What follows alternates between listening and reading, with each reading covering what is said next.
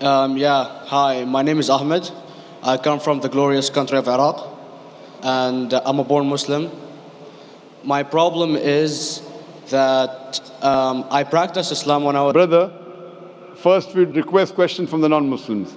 Once all the questions from non-Muslims are over, inshallah, we'll give you a chance. Yeah, but I'm telling you my problem only.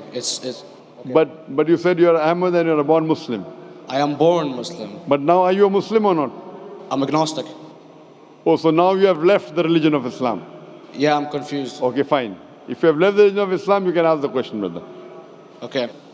So my question is, how come I don't have the faith that you and the other Muslims have and some of my friends, even though I practiced Islam a lot and I even did Umrah, but I still do most of the sins that are forbidden in Islam, and I sometimes am lazy to do the prayer and the other subjects we have to do in Islam.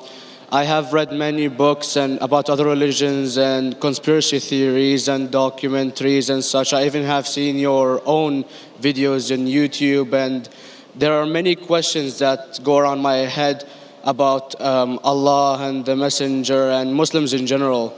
And basically the most important question is, you said in one of your debates or questions that Allah is the creator and He's uncreated. But I have realized, how can the uncreated exist? And if He exists, how can we notice Him? How can we see Him or hear Him or feel Him or know of His existence if He's uncreated in our own dimension or so? That's one of the questions.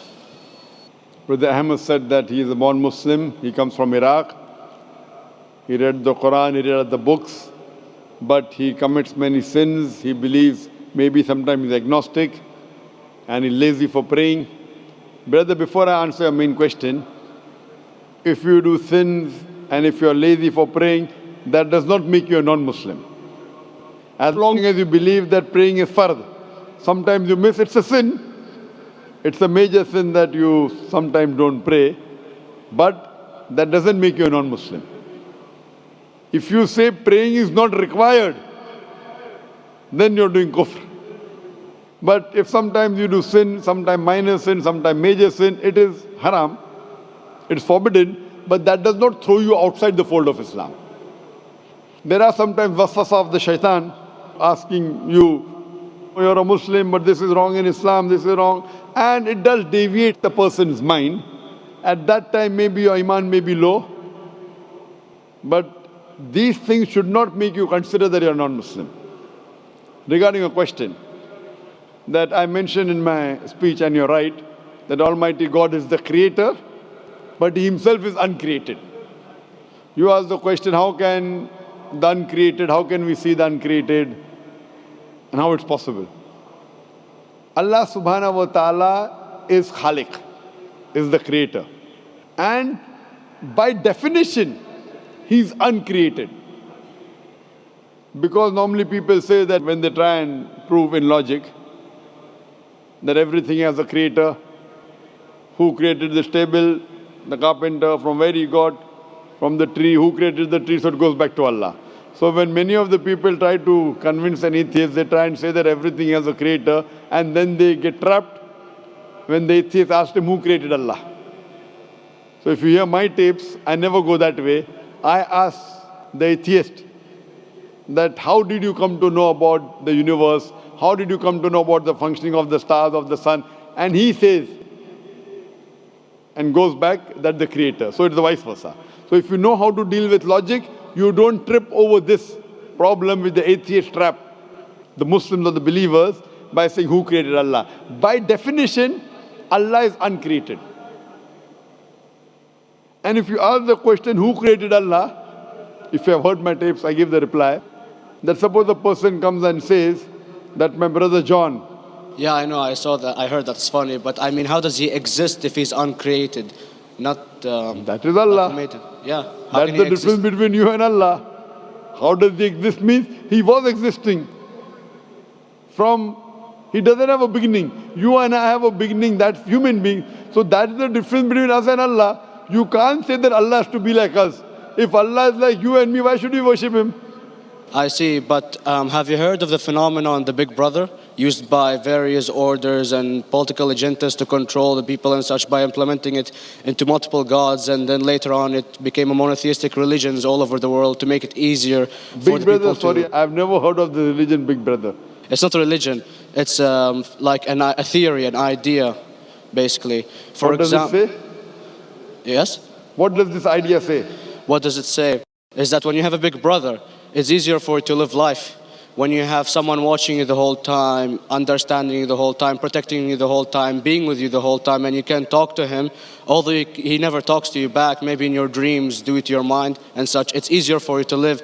While a human who does not have a big brother and is not easily controlled into doing so and is having complete freedom is a danger for the major ruling powers and such. What does this say? I don't understand. Big Brother may be there, Big Brother may not be there. What does it have to do with Islam and God? What does it have to do? Because basically Allah is watching you the whole time. So you want to say that Allah is like a big brother? Indeed, you use him for your protection so you won't be scared. You know what I mean? See, this is the hypothesis. Hypothesis.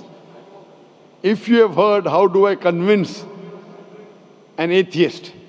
If you have heard my answer, that you said that you're agnostic, you're atheist. Yeah. So first thing I do to an atheist is I congratulate him. What? I congratulate him. Have you heard my answer of atheist? Yeah, you congratulate them and stuff. But I haven't seen your debates with the atheist. I just saw your answers on some questions. Fine. So you haven't seen the answer of atheist? No, but I've seen your debate with David William Campbell. And that David William Campbell is not an atheist. Yeah. Now, when an atheist tells me he does not believe in God like your theory of Big Brother, Yeah. and if you believe in that theory, I will ask you, first thing I do to the atheist, I congratulate him. You know why? Yeah, because they think and they don't follow what their parent does and such stuff like that. No. I congratulate him because he is not doing blind belief. The other people are doing blind belief. He is a Christian because father is a Christian. He is a Hindu because father is a Hindu. Most of the Muslims are Muslim because father is a Muslim. He is thinking. He says there is no God. He has said the first part of the Islamic Shahada, La ilaha. The reason I congratulate him is because he has said the first part of the Islamic Shahada, Islamic creed, La ilaha. The only thing I have to do is illallah, which I shall do inshallah. So if you have heard my answer, an atheist becomes an atheist because he believes in science, he believes in logic. Or I ask him that if an equipment is bought in front of him, which no one in the world has ever seen, and if the question is asked, that who will be the first person who will be able to tell you the mechanism of this new equipment? What is the answer? Of course, he's going to tell you the producer or the maker of this equipment. Creator, producer, maker. So when we ask him questions that how did this universe come into existence, he will talk about the Big Bang. This what we're going to talk is already mentioned in the Quran 1400 years ago in Surah Anbiya chapter number 21 verse number 30. Avalam yaral lazina kafaru anna samawati wal arda kanat ratkum fataknahuma. Do not the unbelievers see that the heavens and the earth were joined together and we clove them asunder. This what you came to know 50 years back is mentioned in the Quran 1400 years ago. Who could have mentioned that? Well, in various civilizations in like 2000 or 5000 BC before Islam came or Christianity itself, there was various civilizations that are good in astronomy and they know more about our solar system than we do now, sadly. Brother, your knowledge of science is little, not in-depth. I do agree. There are certain things which were known as hypotheses. For example, we came to know, we were proved that the earth was spherical in 1577. I know that in 6th century BC, there were Pythagoras who believed that the earth was spherical. But the same Pythagoras who believed the earth was spherical also believed that the earth was the center of the universe, which is wrong. You show me one civilization which believes 100% what the Quran has mentioned. I challenge you. What you say, so do you mean to say there was a person who said, okay, this civilization, out of 100 things, these 2 things are right. Out of 100 things, these 5 things are right. Out of this 100, and picked and chose. Who can do that? No one besides the Creator.